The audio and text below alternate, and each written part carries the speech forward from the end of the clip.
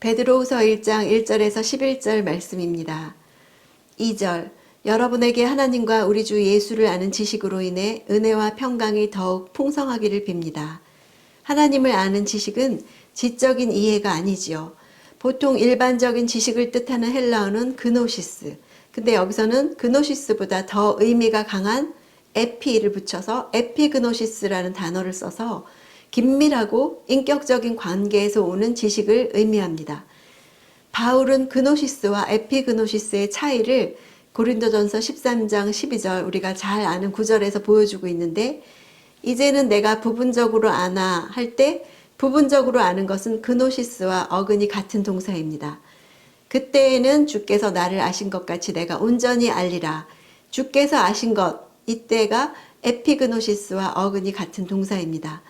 그러므로 하나님이 주시는 은혜와 평강을 풍성하게 누리기 위해서는 하나님과의 진정한 교제를 통해 내 인격이 온전히 변화되기까지 하나님을 인격적으로 알아야 합니다. 당시 자기들이 특별한 지식을 가졌다고 주장하면서 공공연하게 부도덕을 자행했던 거짓 선생들이 있었기 때문에 그들에게 넘어가지 않으려면 하나님과 우리 주 예수를 아는 인격적인 지식이 반드시 필요했습니다. 이 시대 우리에게도 은혜와 평강을 누리는 것이 절실하죠. 밖에 다닐 수 없는 이 시기에 하나님과 깊은 개인적인 교제를 통해서 하나님을 더욱 알아감으로 에피그노시스함으로 은혜와 평강이 더욱 풍성하기를 간절히 비는 마음입니다. 4절 그분은 우리에게 보배롭고 지극히 큰 약속들을 주셨는데 이는 이것들을 통해 여러분이 세상의 정욕 가운데 썩어져 가는 것을 피하고 신의 성품에 참여하는 사람들이 되게 하려는 것입니다. 3절에 나오는 신성한 능력과 4절의 신의 성품이라는 것은 헬라어 표현인데요. 이 헬라어 표현은 플라톤과 아리스토텔레스가 즐겨 사용하던 단어라고 합니다. 초기 헬라의 철학적인 용어였죠. 베드로는 이렇게 당시 사람들에게 잘 알려진 이런 표현들을 의도적으로 사용하고 있습니다. 그 이유는 이교도들이 주장하는 것처럼 인간의 내면에 본래부터 신과 같은 거룩한 성품이 있어서 이것을 잘 개발하면 성인이 되고 거스르게 되면 악인이 되는 것이 아니라는 것을 말하고 있습니다. 하나님의 성품과 반대되는 것이 세상의 정욕이죠. 5절에서 11절의 구조를 보면 A-B, A-B' A는 5절에서 7절 권면, B는 그 8절에서 9절인데 권면에 대한 이유, A- 명령, B- 그 명령에 대한 이유, 이렇게 평행됐고 구조인 것을 알 수 있습니다.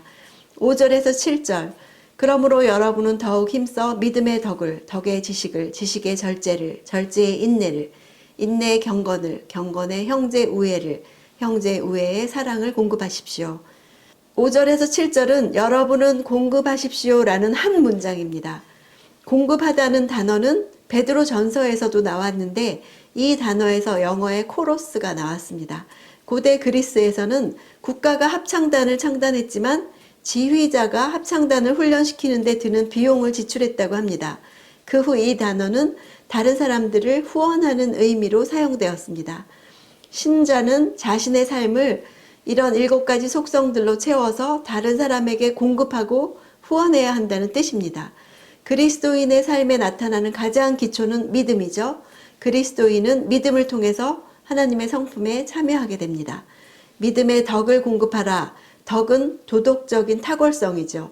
철학에서 덕은 인간 본연의 성품이라고 말합니다. 그러나 신약에서의 덕은 성령으로 거듭나 하나님의 형상을 되찾은 새로운 피조물의 특징이고 성령의 열매입니다. 지식은 그노시스, 일반적인 지식을 말합니다. 이런 일반적인 지식이 결여되면 맹목적인 신앙인이 되기 쉽죠. 절제란 단어는 두 단어의 합성어인데 내부적으로 향하는 힘, 즉 자제력을 의미합니다. 하나님을 향한 것도 아니고 다른 사람을 향한 것도 아닌 자기 자신을 향한 것이죠. 인내도 두 단어의 합성어인데 아래에 머물러 있다. 힘들고 어려운 상황 아래에서 피하지 않고 자기 자리를 지키는 것을 의미합니다. 스토어 철학에서의 인내는 맹목적으로 운명을 감수하는 것입니다. 그러나 성경이 말하는 인내는 하나님의 약속에 대한 굳은 신앙으로부터 나오는 것입니다. 그러므로 인내는 믿음을 지속하는 능력이 되고 세상의 핍박과 시련을 저항하는 능력입니다.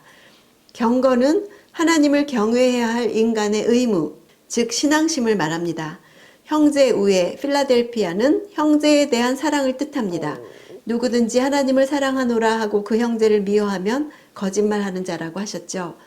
경건 다음에 형제 우애가 나오는 것은 경건에 지나치게 치중해서 형제 사랑을 무시하는 자들이 있었기 때문이죠. 그 다음 사랑, 아가페는 근본적으로 하나님께 기원을 두고 있죠.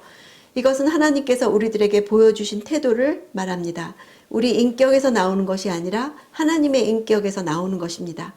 사랑을 가장 마지막에 둠으로써 하나님의 성품에 참여한 자들이 맺어야 할 미덕은 믿음에서 시작해서 사랑으로 맺는다는 것을 말합니다. 이 같은 속성들을 공급함으로써 그리스도와 같은 모습을 보여주어야 한다고 권하고 있습니다. 9절, 그러나 이런 것들이 없는 사람은 앞을 볼 수 없는 눈먼 사람이며 자기 과거의 죄가 깨끗하게 된 사실을 잊어버린 사람입니다. 성장하는 그리스도인과 대조적으로 육에 속한 신자는 눈먼 사람입니다. 복음은 죄인만을 위한 것이죠. 그래서 내가 죄인임을 잊어버린 사람은 복음이 복음되지 못합니다. 말씀을 봐도, 기도를 해도, 예배를 드려도 구원의 감격이 없습니까? 내가 얼마나 절망적인 죄인이었던가를 잊지 않는 사람에게는 날마다 복음이 들립니다.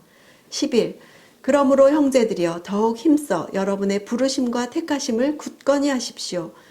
여러분이 이것들을 행하면 결코 넘어지지 않을 것입니다. 사탄은 나의 죄로 인해 나를 넘어뜨리면서 부르심과 택하심을 놓치고 살기를 원합니다. 굳건히라는 단어는 헬라어에서 보증행위를 뜻하는데 신자의 경건한 생활은 하나님의 부르심과 택하심을 받았다는 사실에 대한 보증행위라는 뜻입니다. 나의 부르심과 택하심을 붙들고 있습니까? 그것을 놓치면 넘어지게 됩니다. 오늘도 큐티함으로 예수 그리스도를 친밀하고도 인격적으로 알기에 힘쓰는 하루가 되기를 원합니다.